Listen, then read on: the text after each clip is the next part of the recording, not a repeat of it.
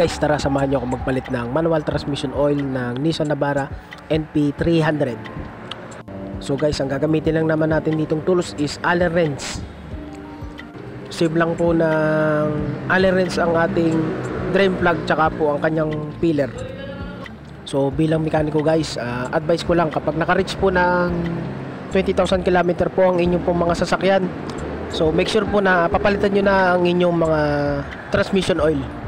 Kahit po na hindi umiitim yung ating transmission oil, so guys, meron kasi mga dumi yan. So nakikita natin yan sa mga drain plug nya, dun dumidikit yung mga rebaba nya o dumi kasi ang drain plug natin is meron niyang magnet.